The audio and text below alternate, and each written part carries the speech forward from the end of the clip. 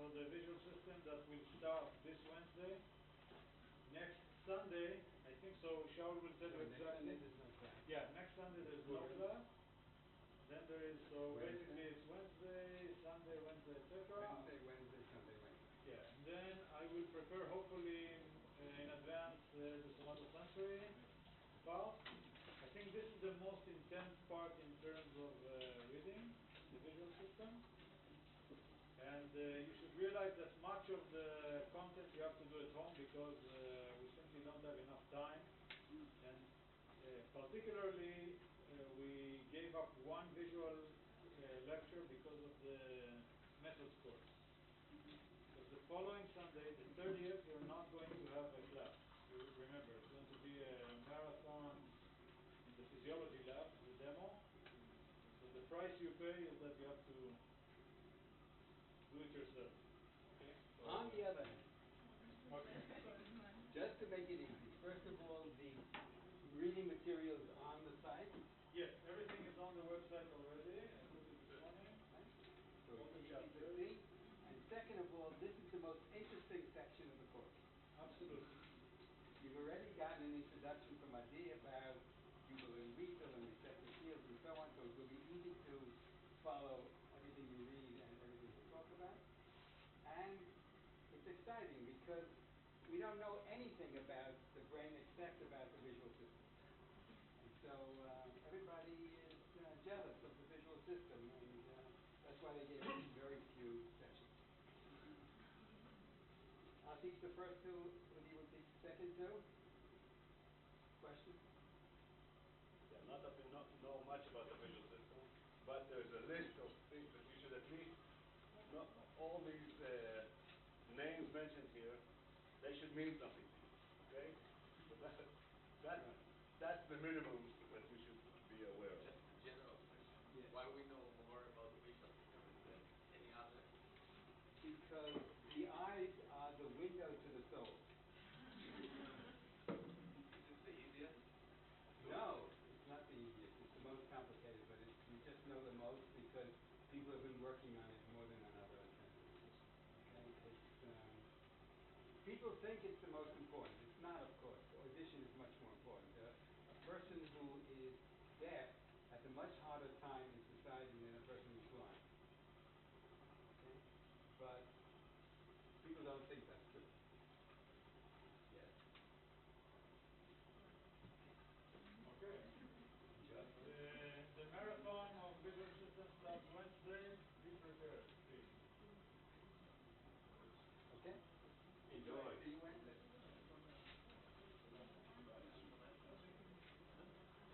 Okay, I'm passing this. Sign your name, please don't forget. And we're going to start with Gadi.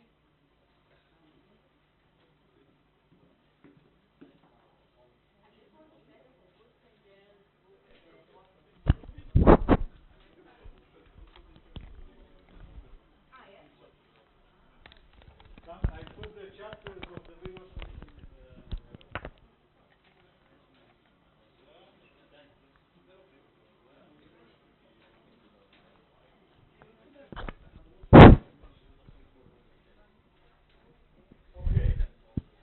okay.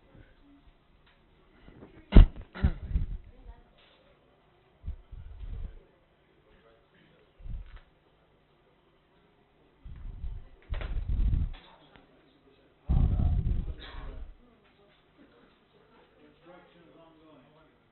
Okay, Gadi. Okay.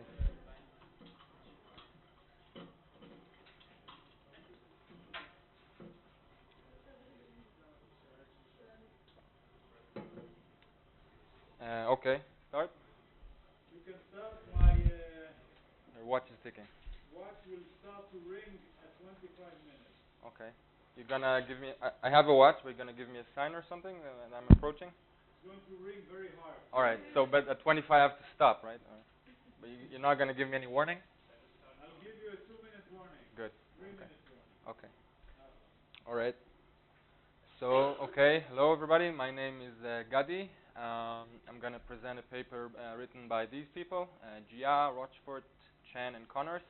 They did work at Munich. and it's named Dendritic Organization of Sensory Input to Cortical Neurons in Vivo. All right, so let's see what that means. Okay, so it'll just give an overview of of what we're going to see, main themes and the main question. So, all right, so we're going to talk about information processing, and it involves two elements, electrical and chemical signals in the dendrites.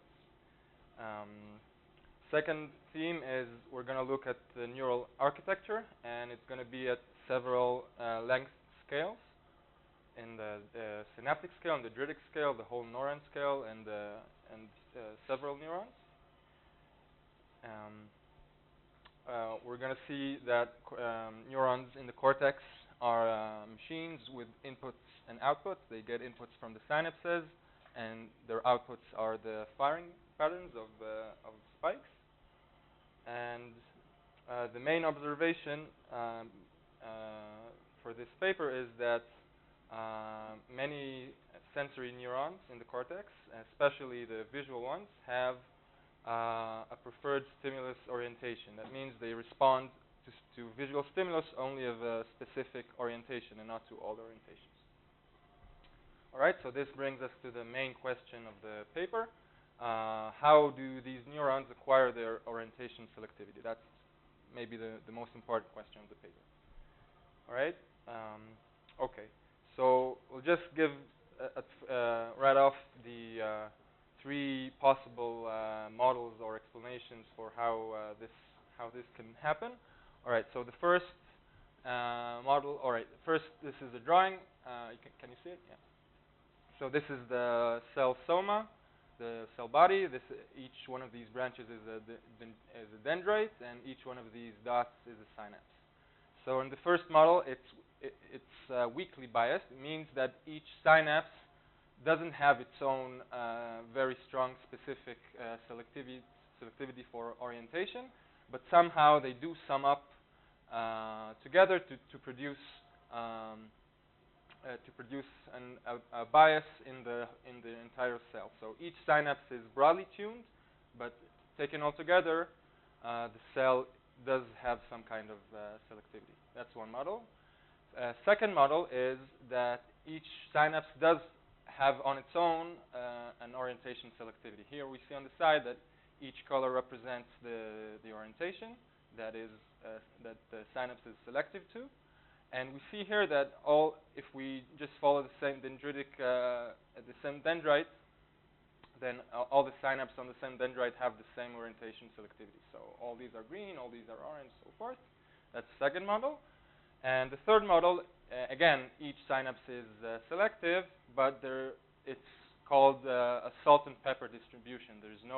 It's completely random. There's no rule to where you can find each orientation, and it's completely dispersed. All right, so these are the three models, and the paper, as we shall see, will argue one of them, and will give strong evidence for it. Gabby, is this important at all? So Yep. let's say you find the Are right side of the graph, and the salt and pepper is the correct one. Why is it important for us to know? Can you just give me some credit, and then we'll see. All right? Okay. All right. So let's look at the experimental model. Are we taking questions at the end, right? What? We're taking questions at the end. If you prefer. Yeah, I do. Okay. All right. So write it down, and we'll come back. So everybody should, prepare to shoot at the end of the session. All right. Okay. So we're looking. What's the experiment about? We're looking at the layer 2-3 in the mouse primary visual cortex. That's this area. This area is known to respond selectively to drifting gratings of specific orientation, and they respond with action potential firing. So what they did, they took mice and they showed them gratings at different orientations. They're moving gratings. This is the direction of movement, and the neurons responded to these different stimuli.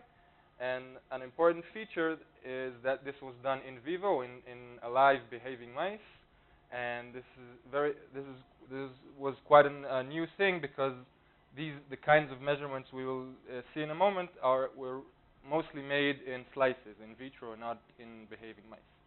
So the thing that's important is that the connections were left intact and were not harmed. Okay, so It's very hard to do orientation selectivity in slices. all right, yeah, Impossible. okay. All right, so a few unique methods or features of the methods they use. They looked at sub-threshold sensory input signals to the dendrites, which is not the most common thing you do. You usually look at spikes, which are above threshold signals. Second thing is that they used two-photon microscopy, which is also kind of a special technique, and this gives a resolution of single synaptic inputs. And this they compared to standard electrophysiological recordings. All right. Okay. So now let's begin looking at what they did. All right. So they showed 8 different orientations of the moving grating: north, northeast, east, southeast, and so on. 8 directions. And first they did a kind of a standard measurement. They looked at a single neuron and observed the firing pattern. And what you see is we have here a neuron at minus 64 millivolts. That's the resting potential. And what you see that this neuron, as expected, has an orientation selectivity. It mostly responds to specific directions. So you can take this spiking pattern and put it on a polar plot. Polar plot means the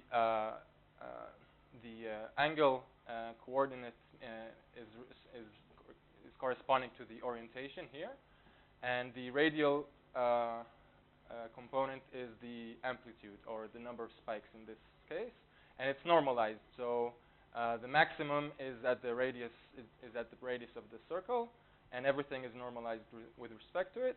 And so again, we see here a standard reaction. So it mostly reacts to this direction and to this direction, as we see here, right? This is north, so this is the most strong response, and that corresponds to here, right? Okay, so that's pretty standard. Next, what they did is they hyperpolarized the neuron from minus 64 to minus 70 millivolts. That means it's now in a sub-threshold potential, and this has important implications because now the cell doesn't emit any spikes. It's at sub-threshold potential, so there's no spikes. It's just this level of activity. And now what this means is that there's no orientation selectivity, as we can see in this polar plot. Okay, so it responds almost identically to all directions. Okay, so this is an important result in conclusion. So the red stuff here, okay, this represents the output signal of the neuron, because this is what the neuron does. It generates spikes. Okay, so this has a highly tuned output, right? It only responds to this in this direction. This is in contrast to the low tuning level of the input, which is represented by the blue stuff, because the neuron gets inputs from its synapses, but there's no spikes. It doesn't generate spikes because it's sub-threshold. So the blue stuff represents the input. So the input has low tuning, and with contrast to the high tuning of the output. Right. So that's an important result. Moving on, just okay. To give a little description of the calcium imaging, the two-photon microscopy was used to image calcium ions inside the neuron. So they put in a sensitive dye to calcium, and they took two-photon microscopy images of the calcium signals that were evoked by the moving grating. And this is one of the reasons to use this method is that it has increased penetration depth. This is because there's minimize scattering because they use infrared light, and that's the best wavelength to use in tissues, and the background signal was suppressed. All right, so now we can relate the electrical recordings, the spikes, with the chemical ones, the calcium ion measurements. All right, so here we see a two-photon image of a single neuron. This is the circle is the soma. Can you see it? Yeah, and the dendrites were numbered 1 through 5, and they correspond to these numbers here. And here we see the measurements of the calcium ions, and here we see the membrane potential. So the first thing that is obvious is that the calcium transients are proportional to the number of spikes. Okay, so here we have 4 spikes, here we have 2, and you see here that the amplitude of the calcium transient is higher than here, right? So they are proportional to the number of spikes. They also saw that the similar transients can be evoked by direct neuronal depolarization, and from this they inferred that the order of events is as following. So we have back-propagating spikes. They cause the activation of voltage-gated channels, CA channels, and this in turn brings about global dendritic signals. All right, so now we see again another neuron with two-photon microscopy, and again it was hyperpolarized to -70 millivolts. Again, the drifting grading was presented, and again we look at the calcium transient versus the membrane potential. So again, no spikes because it was hyperpolarized, and we see here that only this dendrite here, 3, is responsive to the grading. So here the grading was moving left, and there's reaction only here and in none of the others. Okay, so that's an important result. So only this area responded and none of the others, and not including the soma. Okay, so another measurement they did, they used this substance, AP5. That's an NMDA receptor antagonist. It strongly attenuates the calcium transients. That indicated that the origin of the transients are synaptic, and you can see it here. They used before. This is the control is the reading before the application of AP5. This is during, so it's attenuated, and after it's washed out, it again resumes the previous level. Why is that, Benny? Why does it resume? No, why do they assume it's synaptic origin if it's attenuated by AP5? Because AP5 is an NMDA receptor antagonist. And? Sorry? So? Or NMDAs are in the synapse? Okay. All right. So so what we saw before, it motivates the definition of a term they named hotspot. So these are synaptic entry sites that have themselves specific feature, a specific sensory feature. They only respond to a specific orientation. They are found throughout the dendritic tree. They're sparsely distributed, and what the authors think is that they represent a single synapse, the activity of a single synapse. And all right, so like we said, they arise from calcium entering through the NMDA receptors, and also they found that these are found in all of the layer 2, 3 neurons. And it doesn't matter they're firing coloring at all. They're found all over the layer. And also they measured their spatial dimension. It was about 3 micrometers. It's the half width, half maximum here of this Gaussian state. Okay, so that's the spatial dimension. All right, so this is now an important slide. So now they took 4 focal planes at different depths. You can see that this goes down from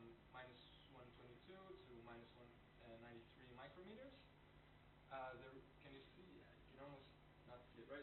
The red dashed rectangles are the hotspots. This is the same neuron at different depths, and what they recorded again, the calcium transients, and they look. Here we see just three of them, so they numbered 4, 12, and 7. And you can see again that they are selectively responsive only to specific orientations. And again, if you now make a polar plot of each of these hotspots, and then you can map them to a map of the entire neuron. Yeah. Okay, this is almost dead. So I can use the cursor. See it? Okay. So each red dot here represents hotspot, and the red dashed line connects it to the corresponding polar plot of its orientation selectivity. So um, can you, by looking at this picture, can you guess what would be the output of the neuron? I mean, each hotspot, like we said, has its own orientation selectivity, but they all should sum up somehow to produce the selectivity of the entire neuron. So what would be your guess? What orientation would it prefer? So, all right. So the empirical answer is vertical orientation, like south-north direction. It's actually not that obvious because okay, we see here, here, and here, north, north, south, but here, no, okay, here, here, and here we see northwest. So it's not that obvious. I thought of several reasons why this could be. First, there might be different weights to different hotspots. That's a guess. Something that is surely of interest is that if you look, each polar plot, like I said, is normalized with respect to itself. The radius is the maximum of that particular hotspot. So for instance, if you look at number 7 here, this maximum is larger than the maximum of number 12, but on the polar plot they're still both on the circumference of the polar plot. So these might be deceptive in that way. And also, remember we're only looking here at 13 hotspots, so there might be more which we didn't take into account. Okay? Alright, so what are the conclusions from this result? So almost all of the hotspots have a clear orientation preference, besides maybe this one is a bit smidgy and this one, but still they're not all over the place. They still have some orientation specificity, and most of them it's even more clear. And it seems that these preferences, these directions are randomly distributed. It's hard to see from here, but now we'll give evidence that will support this further. Okay. So if we look at a single orientation but multiple dendrites, and we look at a single neuron, the gray circle represents the soma, and each red dot is the hotspot, and dashed lines are the dendrites. So with a single neuron, we can see that each hotspot with the same orientation of this orientation selectivity is on a different dendritic branch. If we now superimpose 8 of these neurons, we still get the same result. It only further establishes this result that each dendrite with the same orientation sits on a different dendrite, and are also found in the entire 3D space surrounding the soma. So this implies that there's no correlation between the orientation of the specificity, and neither to absolute position in 3D space, neither to dendritic, neither to absolute proximity, neither to dendritic proximity. So, hotspots can be spatially close, but on different dendrites, and neither of them are correlated to the orientation. Alright, so now we look at the single dendrite, but multiple orientations. And if we look at full dendrites, that means a dendrite with all the different branching, the authors got that all these full dendrites received inputs from multiple orientations. We can look at this dendrite. We can see the arrows specify the orientation, and we can see that on the same dendrite we have different orientations. And if we look just at segments, which are just pieces of dendrite between two branching points, then there's only 9 out of 10, but which is still pretty good. We find different hotspots with different orientation preferences. All right. Okay. Another finding they had is so they defined there's a measure called OSI, Orientation Selectivity Index. It means how selective is the neuron or the input. So here on the columns of this table represent on the left input and on the right output. So again, the input is the dendritic calcium signals, and the output is the spiking rate. And the rows represent highly tuned neurons versus poorly tuned neurons. So you can see these are shifted to the right. That's high OSI, and these are to the left, low OSI. And you can see that the neurons, both the highly tuned and the poorly tuned neurons, had pretty much the same input signals from the calcium signals. All right, so this is kind of intriguing and bizarre. All right, so there's a relation between the input and output of the neuron. So we see here that the spike output with tuning width is much narrower than the synaptic input. That means that the neuron responds only to a broader, to a very narrow spectrum of orientations and relative to the input, and also that the output arises from a set of sharply tuned inputs, but are different from each other, rather than what we saw in the first paradigm that we saw in the beginning, that each have broadly tuned inputs. All right. So there's disparity between the input and output, and all right. So and all neurons have input signals coding for multiple orientations. This means that the orientation of the output is the result of some computation taking place at the level of individual neurons. All right, this is an important finding, and it depends on which happen to be more dominant and predominant.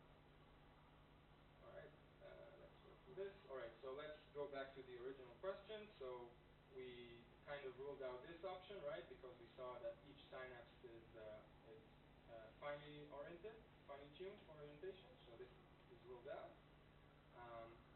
The second option is also ruled out because we saw there's no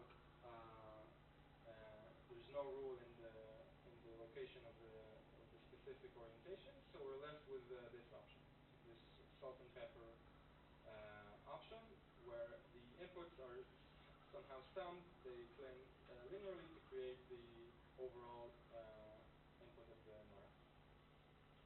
All right. So quick disclaimer: this option is not always the case. In other cases, we might see the second option. And all right. So these two options represent two different cases where, in each case, there's a different part is acting as the computational unit of the neuron. So in clustered inputs, the computation is taking place at the level of the dendrite, because each dendrite is performing some computation. And in our case, the salt and pepper, the distributed inputs, the computation is taking place at the level of the whole dendrite, of the whole dendritic tree. Right, let's skip over this. This randomness is Jaudaka? Okay. This randomness is also apparent at different scales of the also at the level of the neuronal scale. And if we look at two adjacent neurons in the cortex, in the visual cortex, there's also no reason to think that they'll have similar orientation selectivity. So this randomness is also at higher scales, and it could arise if the way each neuron is connecting to its neighbors is that it randomly connects to its neighbors. It doesn't look for a specific orientation inputs from its neighbors. It just goes around randomly. This has important implication because it means there's no need for Hebbian plasticity that we all heard about. That it means that neurons could wire together even if they're not firing together. That's an important result. And I thought of a few questions that could be asked in the future. So they only use 8 discrete orientations, but there's no reason to think why 8. So why not more? Why? So if what happens if we just gradually move the orientation, take the continuum limit of the angles? Just look at very slightly small increments of changing the angle. What happens then? They didn't address what happens at the level of the hotspots themselves. Why are each of the hotspots themselves orientation specific? And they did not address too much the integration of the information from the different hotspots. How are they? They mentioned that they are linearly summed, but they didn't mention anything about weights. And if such weights exist, how are they determined? What determines which synapse gets more weight? All right, so I enjoy reading this paper because I'm kind of interested in the field of connectomics, how the network architecture is determining the functionality of the network. So this, like many other works and papers, has an implication on this kind of thinking that we cannot. It emphasizes again the idea that we cannot reduce our networks into simple models of graphs of lines and dots. We have to take into account the internal structure of each neuron, and the details of each component cannot be averaged out as we're used to in models from physics. We have to incorporate the details of each neuron into the model. And that's it.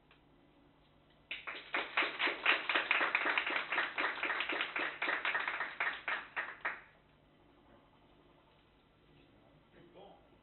True. Any question in the crowd? How do you want to explain the wire together? Again? Can you explain how do you want to explain No, it wire together?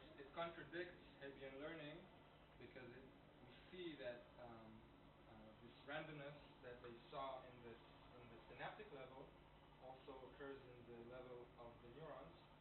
So if you would think that adjacent neurons have a high probability of being connected, and if they have similar orientation specificity, then they should fire together more often, right? And then they should be more connected. But that's in contrast to what they found. That's in contrast to Hebbian learning, because if Hebbian learning was true, you would see that neurons with similar orientation would be adjacent and more connected. But that's not what they found. Okay. I have a question about the averaging out of Yes. the details. So Yeah. on the one hand, you said that the output is the linear sum or linear average. That's what they said and did not argue for. They did on the other hand, you said that the details have to be taken into account. But if it's just the linear sum, then yeah. that But means I not suspect taking into account the they details. say linear sum, but I somehow suspect it's not just a linear sum. But anyway, even if it is, what I mean is you cannot, like in a generic model in physics, you have like a Ising model. You have simple components, and you don't necessarily need to know specific orientation of each spin in an Ising model or something of that sort. You can just look at the macro scale, and that's enough. That's actually the only way to look at it. There's no, you can't, looking at the micro scale, uh, you can't do much progress in that level. But if you just average out all the specific details of each component, you can look at the macro scale. Here, it seems that you can't do that because the details of each component are necessary for the model. You can't just But you just said that the output is the average of the input, so that uh, means averaging out. all right, that depends what your model wants to do. Maybe in some models you can only look at the output, and that's enough. But even then, you can't. I mean, all right, maybe in some models you can assume, all right, all the outputs of the neurons are just randomly distributed, and I can just, in that case, I think maybe you could just average out all the details and not worry about it. But I think that I would guess that in most interesting models, you would be interested in the details of each component. On the same line of questions, so what is the role of the other inputs that are not contributing so much to the... Which other inputs? So there are many inputs which are not contributing to the preferred direction of the output, right? Or so there's inputs that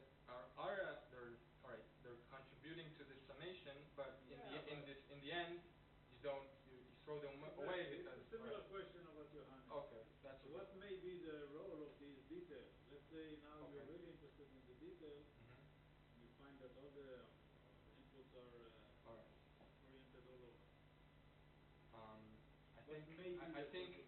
I'm looking at it from the other direction. I mean, it's not that what you're saying might imply that the neuron knows it wants to fire when it sees grading in this direction, and then all the other inputs that have different orientations are just in its way, or just interfering. That's not the case. The case is, all right, I'm going to sum all my inputs. Those that are predominant will be the only effective ones. What could be the contribution? All right. I didn't really think about it. That's a good question. So maybe a reservoir for plasticity or something like that. Let's say the neuron needs to shift. Maybe the world changes to a world where everything is in this direction, so you want all your neurons to. So there's a better substrate for plasticity when they. Right. So there's a reservoir for that. Okay, fantastic. Thank you very much. Move on. Change the speaker. I'm going to visit the little boys' room for a second, and I'll be.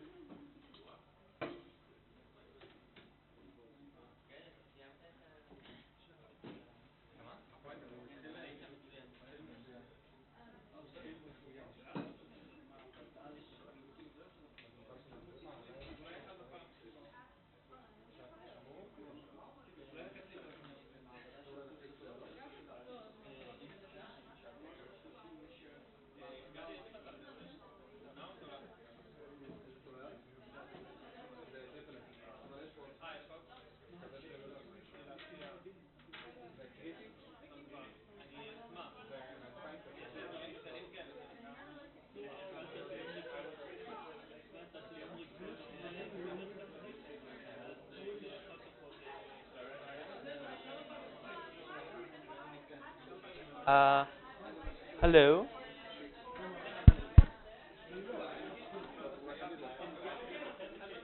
That's okay.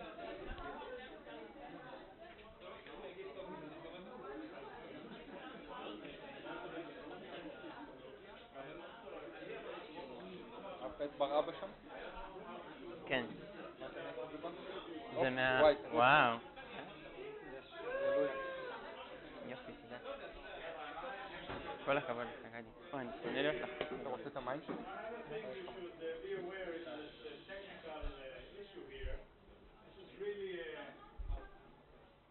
a tour de force in terms of techniques, because what the microscope gives you is the ability to go in high scale. The first conclusion of the paper, we could have known before, because if you catch a cell and you just do electrophysiology, to measure the inputs, you can see that the synaptic inputs are widely distributed, spikes are highly tuned. So in essence, the first conclusion fits well with some other earlier papers from 99 or something, I think. They did not quote me, but something like that. But of course, the microscopy gives you a resolution that, or the ability to record from subcellular structures that you did not have before. Until the early 90s, you could only patch a soma, and then Bert Sackmann was the first one to be able to put a second electrode on a dendrite. And even today, there are a handful of people that can record from dendrites, and mostly it's from the soma and the shaft, maybe the secondary dendrite. There's, I think, one or two people in the world that can patch axon, which is insane in terms of the technical abilities. And what the microscope gives you is the ability to do it all and do it simultaneously. The problem, of course, is that it's not voltage, so it's a proxy for the voltage signal. But this paper is really tour de force. It makes a lot of noise and aggravated many people who like nonlinear stuff on the dendrites and so on. Okay. Okay. Can you What's hear your me? name again? I will say it in a second. Ah, Can you you will hear say me? it. Okay. Yes. Okay. So my name is Roy, for those of you who don't know, and please save your questions to the end of the talk, unless I lost you completely, and then I prefer if you just ask, and we'll clarify everything. So let's see if you can see anything here. Yep. Okay. So for the next half an hour or so, we're going to talk about a paper that was published last year in Science. It was written by Christine Constantinople and Randy Bruno. They come from Columbia University, and their lab focuses mainly on synaptic connectivity underlying computation at the cortex. Okay? So the main thing we want to start is the title, because the title should hold the whole story in a nutshell. Okay, so we'll read it together.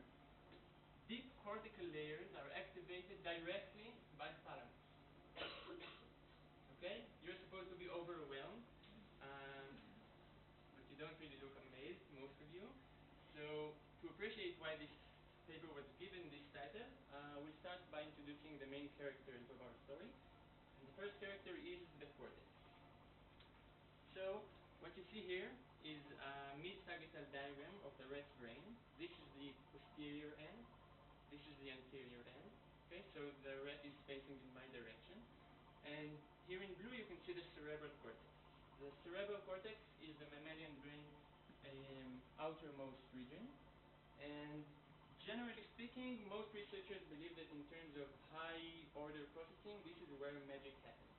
Okay, so it's a very interesting area to research. The neocortex is the major part of the cortex, and it's generally differentiated into 6 different layers. What are these layers? What you see here on the right is an image of a stained cortical slice taken from human primary visual cortex. And you can see that the layers are labeled L1 to L6 from the outmost to the inmost layer. Okay? So each layer constitutes of self-somas. What we see here are self-somas, each red dot. Each layer has a characteristic distribution of these types of cells that are usually morphologically distinct, and also characteristic connections with other layers or other subcortical regions, which are not at the cortex itself. What we're going to focus on today is the processing of sensory information. So the most natural thing to do would be to start with the input, right? But where does this input come from? The answer is the thalamus. So here again, in the same diagram, you can see in red the thalamus. The thalamus is a symmetrical structure. It is situated here between the cerebral cortex and the midbrain. And unlike the layered neocortex, the thalamus is made of different nuclei.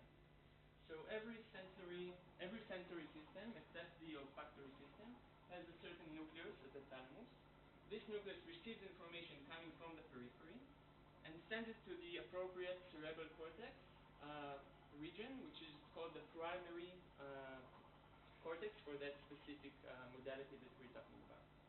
Okay? So these projections that we just talked about from the thalamus to the cortex, these are top-down connections. We also have bottom-up. No, these are bottom-up connections, sorry. We also have top-down connections going from the cerebral cortex back to the thalamus. These are called back projections. And all of these together constitutes thalamo-cortico-thalamic circuits. Okay? So when we say thalamocortical connections later on, this is what we mean. Connections going from the thalamus to a certain layer at the cortex. Okay? So now that we have established some information or some knowledge about the cortex and the thalamus, we can discuss the specific system that our article deals with. This is the whiskered system or the barrel cortex system. And as many of you probably know, rodents have whiskers. Okay, you can see one whisker here in red. And they use their whiskers to explore their environment. So basically what happens is that you take a whisker and you move it. It sends information to the thalamus. Well, you can't see it here, but now you already know that it must send its input to the thalamus. And then the thalamus sends input to the appropriate cortex. And in this case, the somatosensory cortex processing information coming from the whisker is called the barrel cortex. What you see here is a stained slice of the barrel cortex. This is taken from layer 4. And why is it called the barrel cortex? Because in layer 4, you can see here, stained, are different barrel-shaped regions. And you can see that they are separate, okay? So you have borders between them. And each one of these barrels corresponds to a specific whisker, okay? Their organization is what we call somatotopic, meaning that if we have nearby barrels, they represent nearby whiskers as the rodents around its nose, okay? And the fact that this barrel is specific to a certain whisker means that when the whisker is moved, neurons in that specific barrel will fire. Okay? Very good. Now, why is it a very interesting and very extensively researched system? We have, I can say, maybe two great advantages of this system. One, you can see that the transducers, the sensory transducers, namely the whiskers, they're separate, so they can be easily controlled separately. And second, you can see that the cortex itself, or you can see it here, is pretty easily differentiated in different regions, each processing information coming from a certain whisker. Okay, so this made the whole system a very extensively researched system in the whole field of sensory transduction and also of corticothalamic processing. Clear? Very good. So now to the more interesting stuff. This is the conventional model. Conventional model for what? For processing of information in our specific system. So this conventional model is a serial sensory processing model, meaning it goes in steps. Okay? So the first step is you have information coming from the periphery. It goes to the thalamus. From there it goes to layer 4 neurons.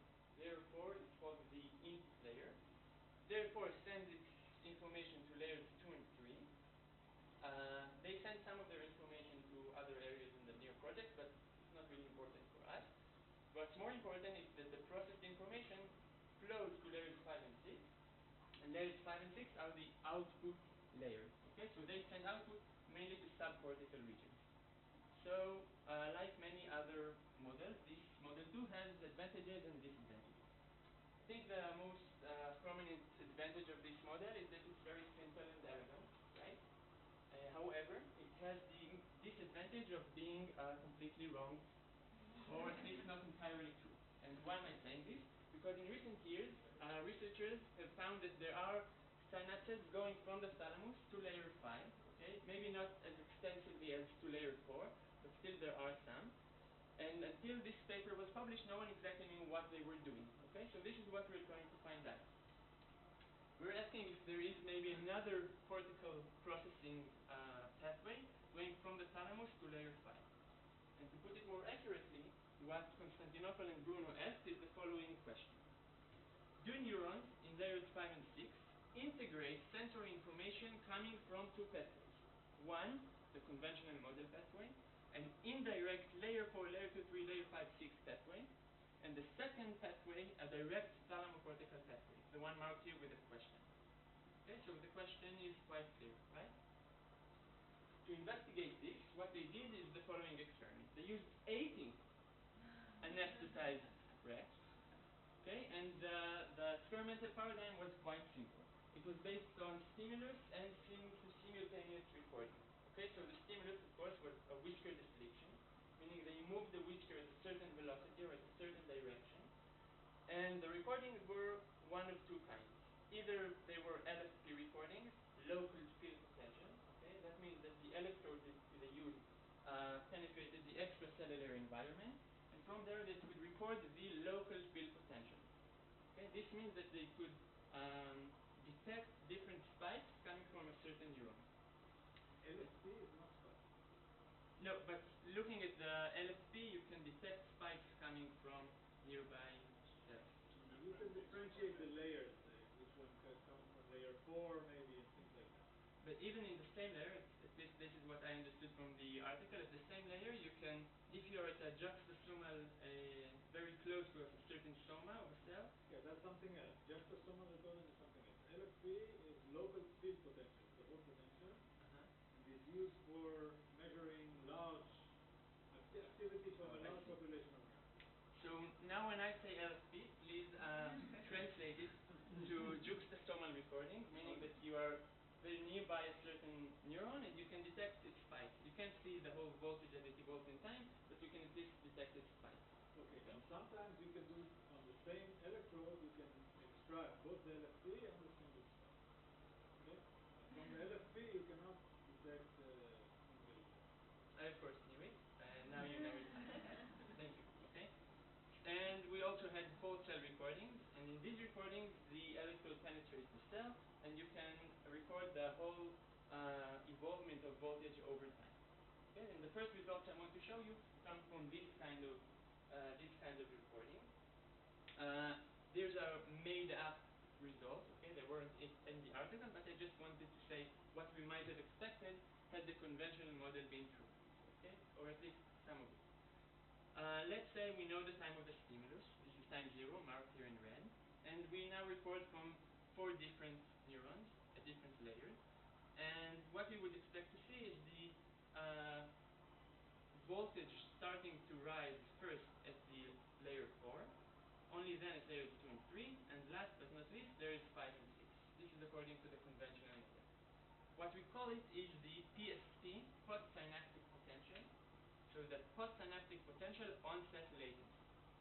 Okay, this is what we mean when we talk about latency, is the time that the postsynaptic potential starts to rise.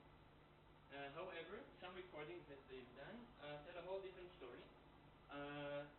And what we see here is the earliest onset at layer 5.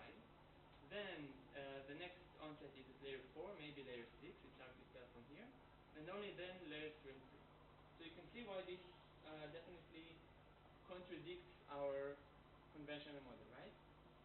Okay, now to convince ourselves that this is not just some mistake that we've made, we want to make sure that this is a broad phenomena. So I want to show you some data coming from 126 different cells that they recorded. But before that, every time we see a very important result here, and we want to remember it for the next of the talk, the rest of the talk we'll see it here. Okay, so this is the first thing that we saw about the onset latency. And now we can move on to 126 cells. So what you see here again, in the x-axis, you see the postsynaptic potential onset latency. And on the y-axis, you can see the cortical depth. Okay, so every circle here represents a specific neuron that was recorded. And you can see that they recorded it every layer, from layer 2-3 to layer 6. Now, these gray horizontal bars are the approximated boundaries between 2 different layers. Okay, there were, we'll not talk about it right now. They were determined morphologically. Okay, this is what I wanted to say. Not really important.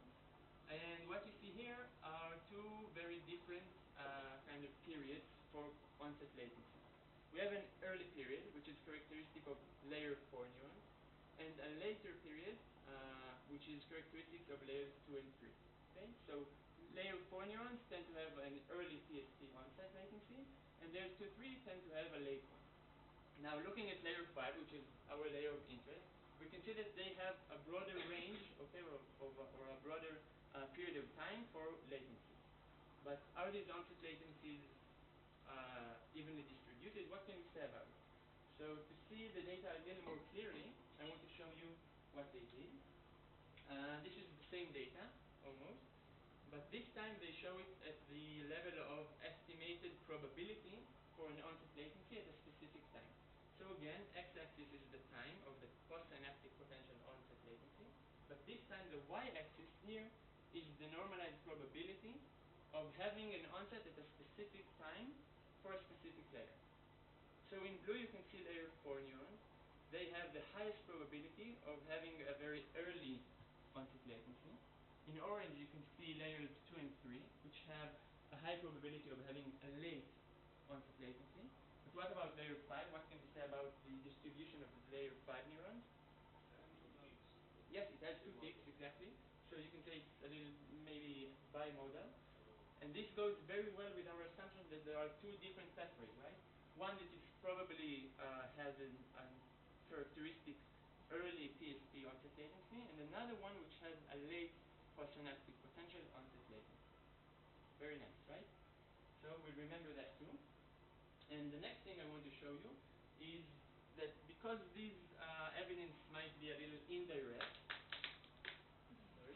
this might be a little indirect, we want to see a more direct evidence, and the direct evidence would be a direct link between the thalamus and layer 5. So we want to find direct thalamo-cortical layer 5 innervations, okay?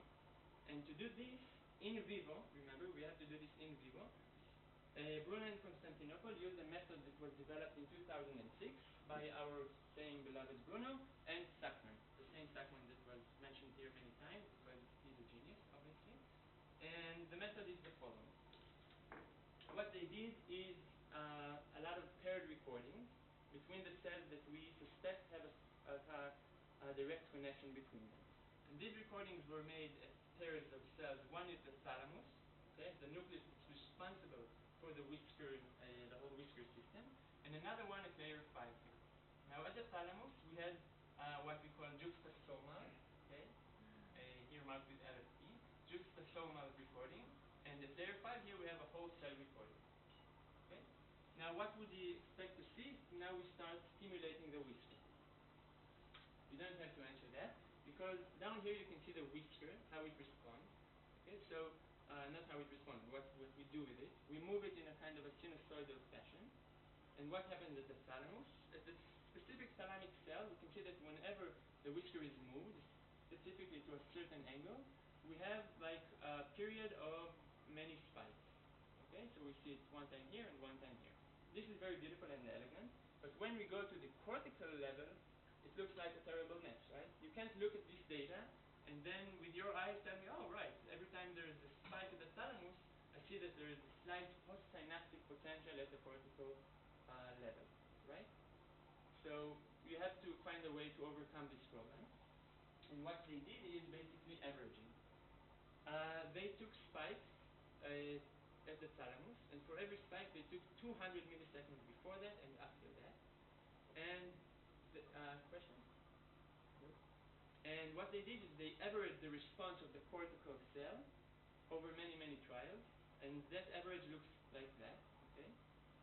And you see it has a heel-like shape and a little burst here, or a little something spiky here. Now, obviously, this cell has contributions to its postsynaptic potential from many other neurons. So what we want to do is eliminate this contribution from all other neurons and be left with only the contribution from this thalamic cell. Okay? This would be a great way to evaluate if there is or isn't a direct connection between them.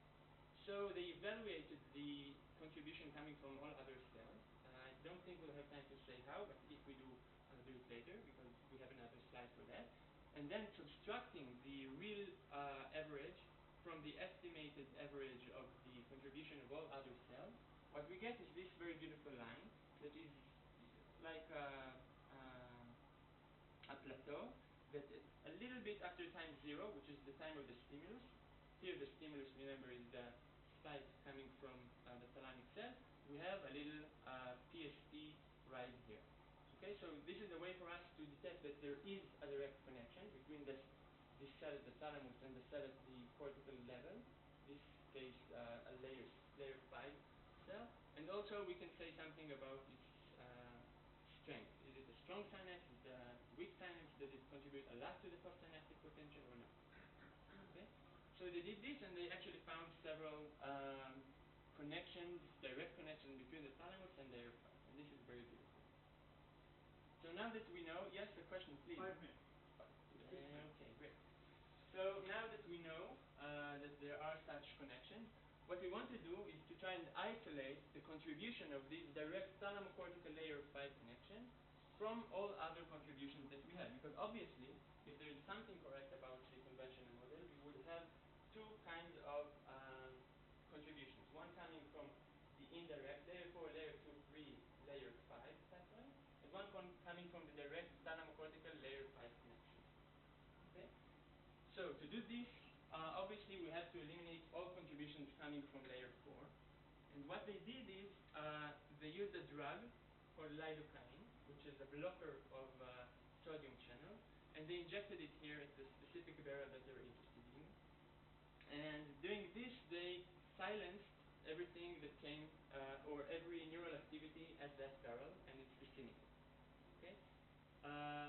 At the same time, they did whole cell recordings from layer 5, and what they wanted to check now is when, upon stimulation of the whisker, moving the whisker, we want to see that there is no activity at layer 4, but there is still activity at layer 5. And to control this, of course, what we need is to inject not only the drug, but do some more trials injecting something else, in this case artificial CSF, artificial cerebrospinal fluid. And this is just to make sure that it's not the injection itself that made the whole layer 4 neurons stop acting or reacting or responding, and make sure that it's the lidocaine itself. Okay? So what we see here is that layer 4 neurons, when injected with artificial CSF, they still have some kind of response. Okay? But when injected with lidocaine, the response is practically silent. Okay? No neural activity there at all. However, at the layer 5, using the whole cell recording, we can see that both the black line and the red line are practically on the same, one on top of the other. And this is an average of, I think, 15 trials. So this is kind of a strong evidence. Now, yes, what this means is that layer 4 is silenced, but there is no effect on layer 5 neurons, which is exactly what we wanted to show. We'll remember that. So, to summarize, what we saw is two evidence that were quite indirect about the postsynaptic potential onset latency, and evidence that was quite strong, in my opinion, for direct thalamocortical connection. And also, at the end, we saw that indeed when we check how these neurons at layer 5 respond to a stimulus, they don't need layer 4 at all to respond. Okay, so this is, I think, the most staggering fact about it all. So the notion of strictly serial processing from input layer 4 via layers 2, 3 to the output layers, layers 5 and 6, definitely needs to be revised. Okay, I think that's a very clear-cut conclusion. And one way to interpret this is that the thalamus sends two copies of information, or at least two sets of information coming from the same stimulus, one to layer 4 and one to layer 5. And this could lead to two separate processing systems, which have two different functional mechanisms. Yes, thank you. Okay, and I think we're done. Maybe, do I have one more minute, or? Yeah. So, 3 more minutes. oh my God, for my 3 points that I wanted to say. So, let's do it slowly. First of all, what the question really answered, okay? If you remember what the question was do neurons in layers 5 and 6 integrate information from two different pathways? Well, do they? Who knows? Okay? What this article showed us is that there are connections between the thalamus and the cortex at layer 5. But do we know if they integrate information? I don't know. Okay, so this is the first criticism. Maybe they had to revise their question. Does the conventional model still hold? Okay, we don't know that either, because what we saw now is that layer 5 neurons don't need any contribution from layer 4. and this is kind of strange, okay, at least in my opinion, or at least in these 15 cells that they checked. And these are 15 cells that were chosen randomly. Okay, so this is kind of strange. And last but not least, and this kind of relates to this idea of does the conventional model still hold? If you remember, here when we saw the onset latencies at the probabilities of onset latencies diagram, we saw that the late latency at layer 5 and the late latency at layers 2, 3 are exactly the same. Okay? So this means that it's not possible, or at least not very plausible, that the layers 2, 3 neurons send information to layer 5. Okay? Because they have the exact same latency. So that's kind of strange to me. And this is time for your question.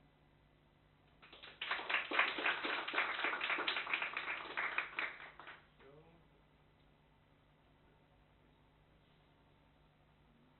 Dan and then Amir. So just to come to defense, to their defense here, I think maybe they do a bit answer. Can you go back to the questions that were not answered? So the first question, I think maybe they did answer because they showed that the response of the layer 5 neurons is different when it receives input from layer 4 neurons and when it doesn't. How did they see? I think they showed that it's the same and not different because here you see when the artificial CSF is given, you see that there is activity at layer 4, and you have a certain activity at layer 5. Now, when you put the lidocaine, you have no activity at layer 4, meaning definitely no input coming from the indirect. Yes, but what I mean is between you have the third picture on the left where the importance comes in. This one. This one, yeah. So did they do that in this case? And look. No, this was only done talking about connections between the thalamus and the layer 5 neurons. It was not done here between layers 4 and layer 5. Or in this case, it wouldn't have been very rational to do it between layers 4 and 5, but between layers 2, 3 and layer 5, because this is what the conventional model tells us, right? Now, there are obviously, no, you know what, let's leave it that way, just to have some time for more questions. So you? You convinced me that the alternative model is better than the conventional one.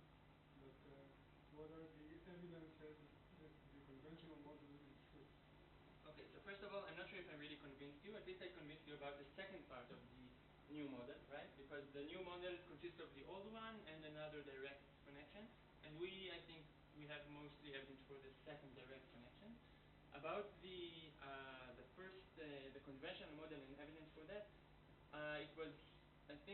they started to rise or to develop this model in the late 1970s. There's a classic article by the same Weasel that we talked about his article, and he used again, of course, the visual cortex from cats, and they're using immunohistochemistry and some primitive, or not exactly primitive, recordings of juxtasomal recordings. He showed that indeed there are connections going from layer 4 to layers 2, 3, and from there to layers 5, and you can actually see the dendrites and the axons going from layer 2, 3 to layer 5. So there is some evidence that it's true. Here I don't know why you can't really see it. Maybe someone else has an idea. We have 2 more questions. I do not understand regarding the third result you have. This one. Yeah. Why did this imply a direct connection? Why can't this be a result from the conventional? Okay, great. That's a good question. I would say 2 things. First of all, I'm not sure, so 3 things. The second thing is that after time 0, you have a very short period of time, right, until you get this little peak here. So this probably tells us that it's one synapse, it's monosynaptic, okay, monosynaptic postsynaptic potential estimation, but it's not only the time. I would say that if there were 2 neurons here, because we're talking about a stochastic process, yes.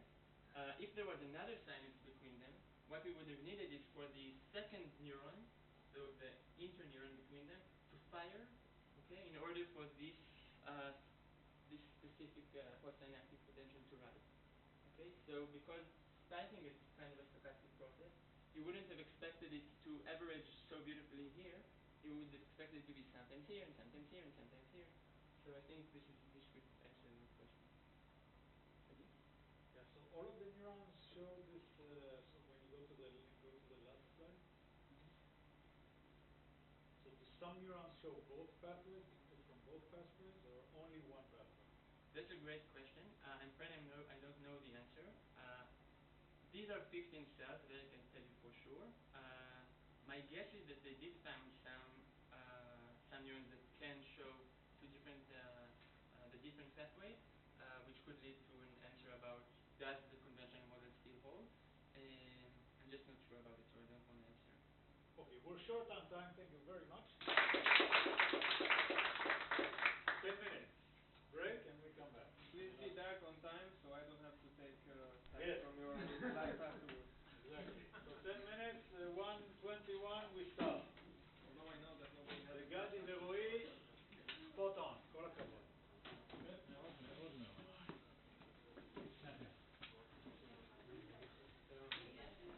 מזל ששאלת אותי שאלה שאני יודע עליה.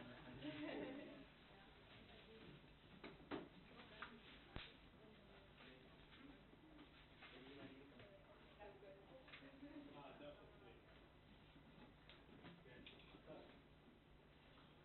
כן, שוב. לא,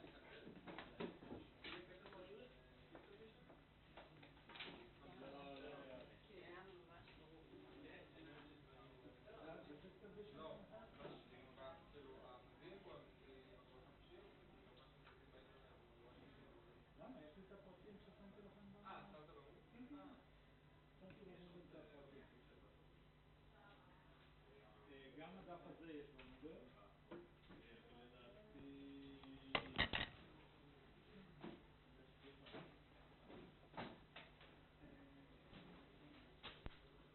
יופי. נו, נהניתם מהמאמר, גדי? היית מקבל אותו בנייצ'ר? וואי, מאוד נהנה.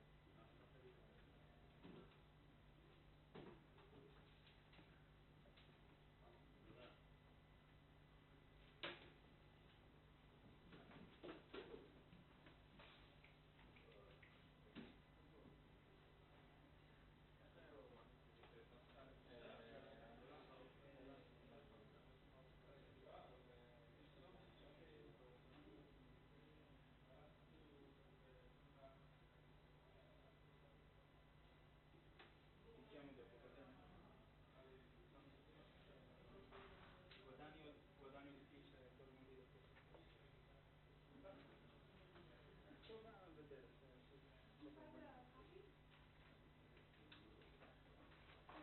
They uploaded the chapter 7.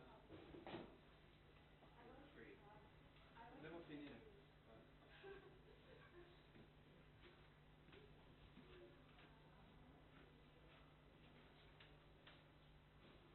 I thought I actually didn't tell you in the beginning that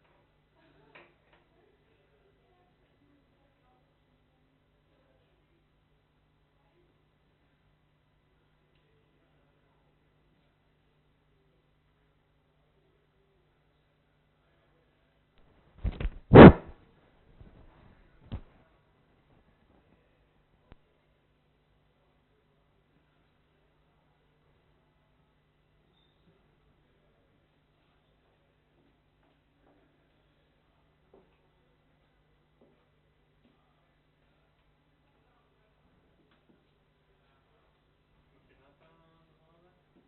לא. זה מרשמלו? מה, אני לא רואה בכלל, מה יש? זה ילד עם מרשמלו. הוא בוכה? הוא לא יודע הוא... כן, אני אסביר את זה. חשבתי שאולי יותר יכירו, אבל בסדר. זה ניסוי כזה שעשו... לא קשור למאמר הזה. שאמרו להם, שמו להם מרשמלו, אמרו להם אם אתם 5 דקות לא אוכלים אותו, מתחילים לחזור, תקבלו עוד אחד. ואז הם יושבים מול המרשמלו והתחילו לחזור. זה ממש מצחיק, אפשר לראות בדיוק. ובאמת הם לא אוכלים? חלק כן, חלק לא. חלק לא מצליחים להתאפק. שזה... וזה רלוונטי למאמר שלך. זה מדהים מה זה inhibition of inhibition. אוקיי. כי פה יש לו אינהיביציה שהוא לא רוצה לאכול את המרשמלו, ואז באיזשהו שלב משהו עושה לזה אינהיביציה והוא לא יכול כמו כן אותו.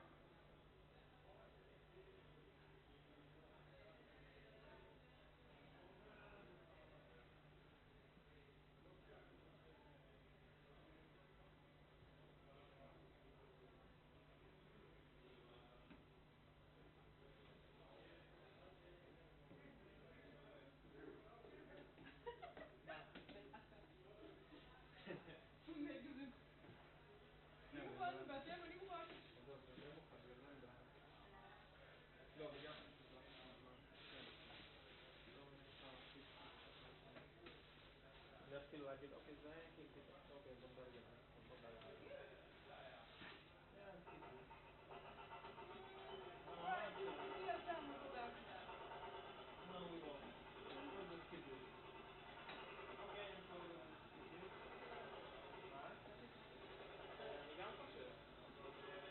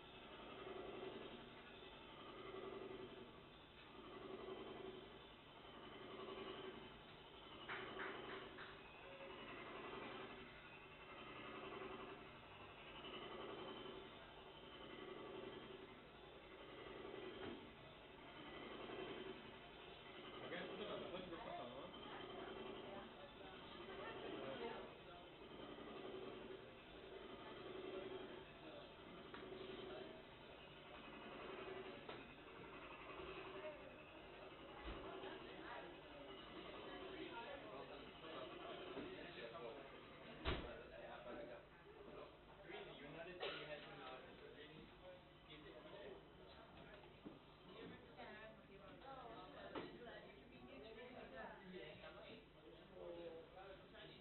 כמה? אני שמעתי השבוע, תגידי על הנושא הזה, לא נכון כל כך, אם אתה מסתכל על הרשימה הארוכה, האם אתה יכול לנחש משהו כמה היום אני יכול לחשוב גל בגלל צריך ברגר שלו. לא קשור.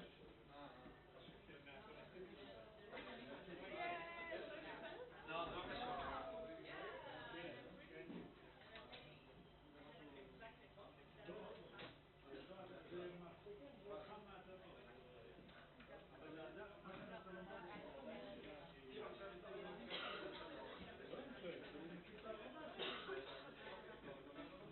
עוד לא פורסם, אבל הוא הציג את זה בכינוס, זה בטח יהיה בחו"ל. אוקיי, attention, רק דבר חזק כי הזקנים, my hair cells are זה חזק? Okay. So my name is Gal, and I'm going to talk about this paper by Carsten Pfeffer from the lab of Massimo Scanziani from University of San Diego in California, and it's called Inhibition of Inhibition and Visual Cortex, the Logic of Connections Between Molecularly Distinct Interneurons. So first, inhibition of inhibition. So this is just to give you an idea what that is. Maybe you know this. If not, you can look it up in Google. It's called the marshmallow test. And basically, they put kids in a room and they tell them that if they can wait and not eat this marshmallow after a couple of minutes, then they'll get another one. And kids have a very hard time with this. So as you can see, he's putting all his inhibition here to not eat this marshmallow. And it's really tough. And eventually some kind of inhibition happens and he just eats the marshmallow anyway. So this is for the first part. And then the second is interneurons.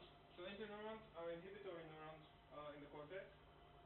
And they've been classified using a couple of methods, some of which we talked in Idan's class last week. So there are molecular and anatomical methods of differentiation, and they have different names according to the morphology of their connections and axons and so forth, and also electrophysiology to use to determine the kind of spike, fast spiking, slow spiking. And in this paper, they're going to use genetic information to classify them, and you can see that these are all genes here, and some cells express mainly this gene, but not the others, so they're called P-valve cells, and these are SST cells, and this isn't really important.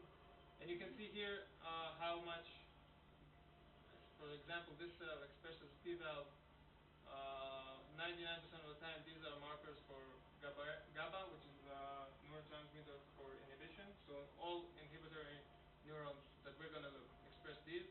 So all of these are good markers for interneurons, but you want ones that are specific, that don't express with other genes.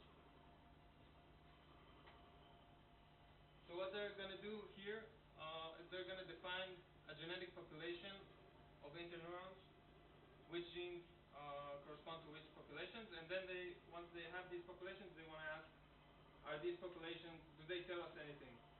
So they can simulate these populations and then record postsynaptic populations of other interneurons, and then see if populations have some kind of relationships that are constant across the gene types. And also something that's important here is that usually when we talk about interneurons and recordings, we're interested in how the interneuron is inhibiting the excitatory neuron. And what they do here is they're looking at interneuron to interneuron relationships, which cause inhibition of inhibition. So these are just names that keep in mind because they'll be here a lot. These are genes that are very important here. You don't really have to know what this means. So this is like a calcium binding protein, and these code for inhibitory hormones. But these all code for GABA. So when you see these, and the colors are going to be consistent throughout, so you can have an easier time. So these should be in all interneurons. And then there's P-valve, SST, and VIP, which they use here to make their population. So this is a big lab. They have a lot of resources. So they made transgenic mice lines for each of these genes, which means that they took where the regular allele sits for either P-valve, SST, or VIP. So they make a line that it's homozygotic, so it has one normal allele and one mutant allele, which expresses Cre. Cre is an enzyme that can manipulate DNA. I don't know who knows and who not. I won't go into everything super deep, but basically they have mice that wherever they express normally P-valve, they also express Cre, or SST along with Cre, or VIP along with Cre, and also a fluorescent marker. So they have the Cre recombinase, the wild type gene as well, because otherwise they wouldn't function very well, and some kind of reporter, which makes it easier to see when you cut the vein into slices. So this is kind of in general what they did. They have three distinct populations of GABAergic interneurons. This is all in the visual cortex of the mouse, and since Ray already explained, so you know that these are the layers of the mouse cortex from 1 to 6. And the green here is in GAD, so this is all the GABA-expressing neurons. This is DAPI, this is just a generic marker for nuclei of cells, so these are all the neurons. And then you can see here the population of interneurons out of the entire neurons. So you can see that depending on the layer, interneurons are about 5 to 10% of the neurons. And these are for the different genes. So you can see that these are cells expressing P-valve, and these are cells expressing SST, and these are cells expressing VIP. And then you can see here how many out of this population they are. So you can see that in the different layers, there are different concentrations of different gene-expressing interneurons, and that altogether in some areas, like especially in 5, also in 2, it can reach pretty high. So about these three populations sum up to about 80% of the entire neurons in these layers. And they look mostly at layer 2, 3, and layer 5. So now they want to know how specific the gene expression is. They already chose these genes to to be specific, but now they want to test it. So this is a slice of a brain in the different layers from layer 1 to 6 here. And these are cells expressing TD tomato because they have free, but now they used a P-valve antibody to see if all the cells that express TD tomato are really expressing P-valve and not other cells. And on the merge, you can see that they overlap. So their system works, and they also can see that these cells, that SST-free cells don't express P-valve, because when you do the merge, you can see that there are different populations. And you can see here how many of the cells expressing free also express the antibody for P-valve, and you can see that it's almost 100% for the P-valve and almost 0 for the two other populations. And then you can see that these are 3 different populations. And they did this for the other genes. I'm not going to get into it because it's a different method here using triple transgenic mice. But basically you can see the same thing here, and you can see that here it measures and here it doesn't. So these are 3 distinct populations of interneurons that are defined genetically. And now this is also something they've already shown in the graph before, but here you can see it better, is out of the entire interneuron population, how many are P-valve free, SST free, and VIP free. And you can see that since we know that they are not overlapping, we can just add it up, and it adds to about 80% of the entire population of interneurons. So now that we have these populations, we want to know something about them. And in order to understand what to make of the data, we need to know how much a single interneuron, how much inhibitory power it has. So the way they did this is they did paired recordings between an interneuron that they can see because it's red, because it's expressing the right gene. Whoops, what is this? I guess if you press on the pointer too long, something happens. So they recorded, this is the stimulation in the presynaptic inhibitory cell, and this is the response in the excitatory cell.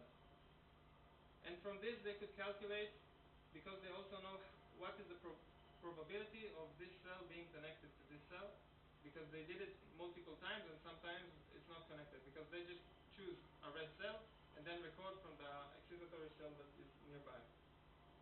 But you can see that for P-valve and SST cells, they are mostly connected to the nearby pyramidal cells. VIP cells are not. They are rarely connected to pyramidal cells.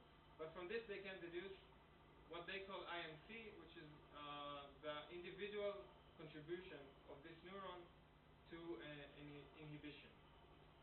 And they assume that this is the same between pyramidal cells as it is to interneuron cells. And using this, they can now quantify the amount of inhibition that a specific interneuron population generates to another population. And to do this, they injected double-poxed AAV viruses, which express TIA2, which is an optogenetic channel that is activated by light. And the DNA is upside down, so it only inverts where there is free, and there's only free when these genes are expressed according to the transgenic line that was used. So there's free, and then the channel is working. I know this is a bit of a rush for somebody that never encountered this type of virus before, but I can explain later because it's usually confusing when people hear it the first time. But anyway, this is after they're recorded from different cells without knowing which ones they are. They wanted to know, and I'll show the recordings in a bit. So they wanted to know from which neuron they recorded. So they can, after they made the recording, they could suck up into their electrode the cell and analyze it genetically using reverse transcription PCR, which takes the cell and according to its proteins and materials, tells you which genes this cell expressed. So this is a bit long, but basically they use the same markers to characterize the postsynaptic cells. And so if a cell didn't express any one of the 3, it's unidentified. They just put it aside as a different group. And if it expressed more than 2 of these, so all P-valve and SST, they discarded it because it But if it's 1 or 2, then if it's 1, there's no problem. You can tell that it was an SST cell, a VIP cell, a P valve cell. And if it's 2, they use secondary markers, which, if you remember before, TAC1 was related to P valves. It doesn't really matter, but they use another filtering to eventually determine from which population they recorded. So the virus allows them to optically stimulate the entire population of interneurons. For example, here the red cells are P valve cells, and using the light I can activate all of these. And since these mice are always triple transgenic, which is pretty crazy, they also express green in GAD cells, which are GABA cells. So I know which neurons are inhibitory, the ones that are green. And then I can record from them, and I'm also recording from a nearby pyramidal cell to get the relationship like before. And what they do is they compare the amplitude from the pyramidal cells to the ones they receive in their cells.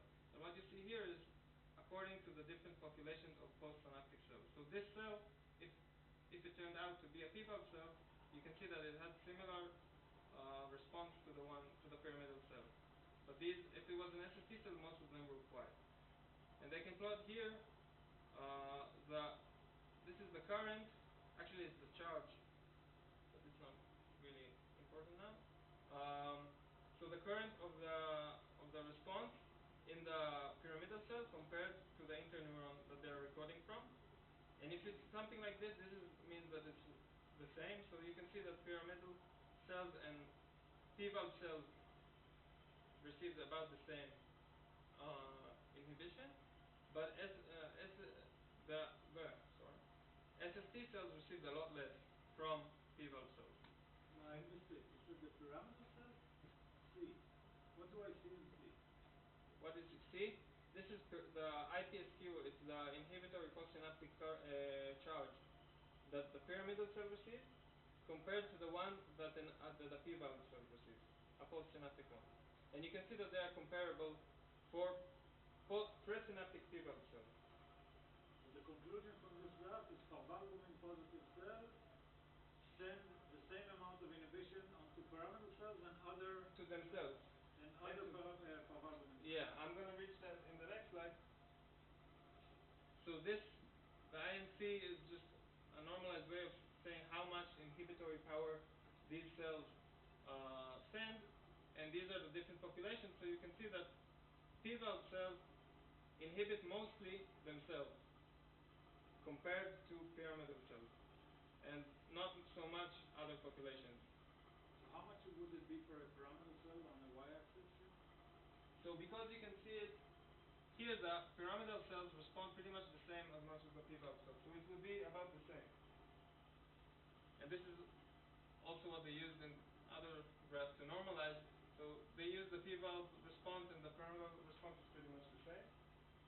And SST cells, this is interesting, they don't inhibit themselves, but they inhibit all other interneurons.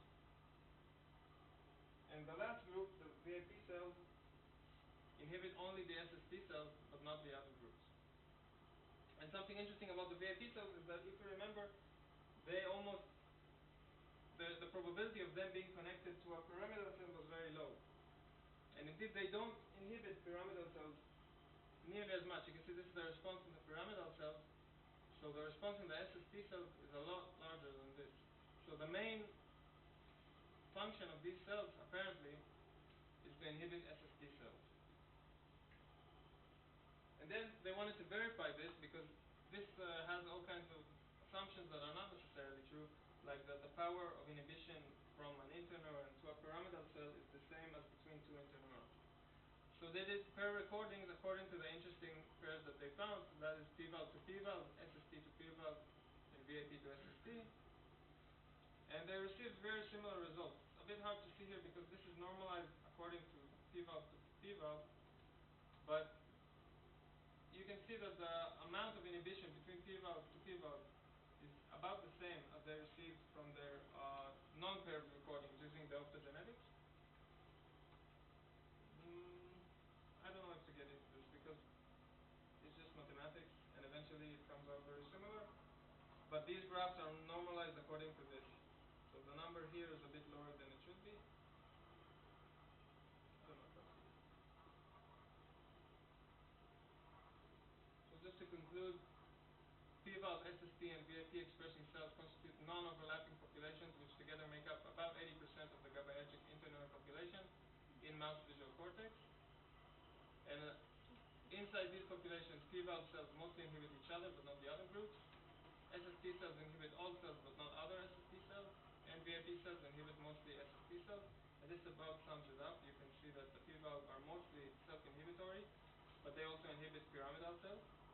And the SST cells also inhibit pyramidal cells, but also inhibit the other ones. And the VIP cells mostly inhibit the SST cells. And I think the main take-home message is that gene expression pattern is a useful objective tool to characterize neural populations and connectivity patterns because it tells us something about these populations. They're not just randomly expressing these genes. The fact that they are expressing a specific gene and not others can tell us a lot about their function. And that's it. And there was a lot of running here, so I have a lot of time for questions, so feel free to ask them.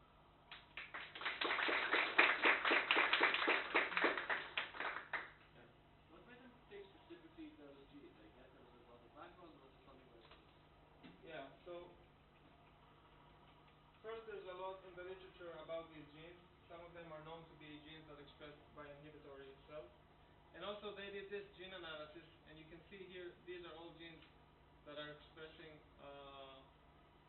the genes for inhibitory cells. And they wanted to find the genes that express these high but low for the other genes. So they use PCA and cluster analysis and all kinds of methods to determine which cells are the best to choose, and they came up with these cells. And they also use that to determine secondary markers such as TAC1 for P-valve because it's relatively correlated with P-valve but not with the others. Two connected questions. Was the output mainly a crowd-following one, or did they also say they? Yeah, so these populations were not defined very well at the beginning, and most of this is just showing that first they are different populations, and second that each population has a different inhibitory target. And they have a bit of the end on what this means and how this fits with other data. I didn't put this because personally I don't find it as strong. I mean, it's just preliminary data and they compare it to other preliminary data, so it may fit and it may not. Mostly it fits with what is known. I'll just jump to the last slide. So SST cells are known to be mostly distal, to inhibit distal synapses, and P-valves are known to inhibit mostly somatic synapses. So what they're suggesting is that this has some kind of feedback loop where VIP cells, if they activate, they inhibit the SST cells. So there's less inhibition here, but there's also less inhibition here, so there's more inhibition here. And this leads the inhibition either from the soma to the dendrites or the other way around. So this is like a mechanism to inhibit along the dendrites. I have two technical questions. First, do these proteins, albumin, somatostatin, mesointestinal peptides, do they have anything to do with the function of the cells, or is it just coincidentally that they exist there? Yeah, so I kind of skipped these at the beginning. So parvalbumin is a calcium binding protein. To be honest, I don't really know how this relates to inhibition, but it's the most known gene to be a marker for inhibitory cells. So it has to have something, I don't know.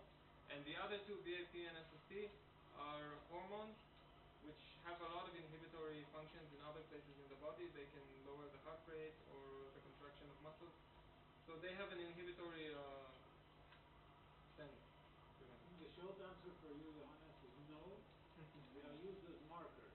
Markers, genetic markers or molecular markers is perhaps one of the most powerful tools that molecular biologists and geneticists have when they study the brain. In many cases, because there are two different communities. One is us, if we can put all of us under one umbrella, that we would like to study the function of the brain or the computations that are in the brain, and we could care less about markers. Here, it's a very good example markers, and we say, these markers can lead us to a certain type of function or circuit motif or some kind of connectivity scheme. Yeah, so what I was saying is that maybe they have some kind of inhibitor, but that's not relevant to this. We just use them as flags to put Right. to reach Basically, they are specific cells. flags. Okay, if you look at our community, for example, of the development of how a cell becomes from a stem cell becomes a neuron, 99% of the people in development, once they express NEON, which is a marker for mature neurons, that's where they stop. They don't care anymore. This is where we stop. Okay? Now we know it's a neuron and it's not glia anymore, so we can start making connections and record its activity, etc. But markers is an extremely powerful tool in biology, even though it has nothing to do with the function of the cell. Yeah. So technical question. So they did not do any in vivo recordings from defined populations, or for No. example, they could have looked. No, because they want to see which cell they are recording from, so they need to do it in slices using a fluorescent light, so they can. Technically, it's possible to see it under the microscope. Yep. They extract tiny tomatoes, so why not? So normally people do it, we do it also a lot in the lab to do two-photon targeted patching. The problem here is, one, optogenetics is much cleaner in slices in that sense, and second, it's almost impossible, it's not possible, I would say, to suck out the cytosol of the neuron from in vivo recording. It's going to be very sticky on the way out, and you're going to lose the cell, and it's very hard. Here, if you want to do it systematically, it's much easier, and basically it answers your question about connectivity, which is the goal, mainly the goal of this. Yeah, so I guess maybe if they want to continue this and see what the function of these cells is, then maybe doing it in vivo would be helpful. And output of pyramidal charge to the inhibitory population was something they didn't look at. I don't know anything. So what's the question? If we know anything about input from pyramidal cells to interneurons? Oh yeah. So there's a lot of reciprocal connectivity. But I think all of these papers now gives a great example of challenging the dogmas that we are all fed upon. Yeah. Okay? So they feed us, we feed you, and we are going to spin again in this course. We feed you that input comes to layer 4, and layer 4 neurons send the input to layer 2, 3, which sends to layer 5, and this goes out to the cortex, and if you understand this hierarchy, we should be happy. One. Then, the paper by Roy made this dogma collapse. The paper by Gadi showed again, the whole mechanism of synaptic input, which can go any way, and raises a lot of very basic questions that many papers rely upon. Here again, we say inhibition is very important to the circuit. Okay, but inhibition is not one phenomena. It's not one creature. Inhibition has many faces. It's very rich. Here they tell us that 3 populations make up 80% of the inhibitory population, and not only that, they have very specific connectivity matrix in the circuit. Yeah. You see how, I don't know if you conveyed, but how hard this work is, how insane in that sense, making all these transgenic mice, sucking out each neuron, profiling its genetic profile to get the identity of the cell, etc., just in order to have this circuit motif, which basically now is the starting point for us. We want to understand, how the circuit works, which inhibitory neuron goes where, and what is the function of each one. All the details are extremely important, and this is the August 2013 paper. Just gives you a feeling of in what bad situation we are.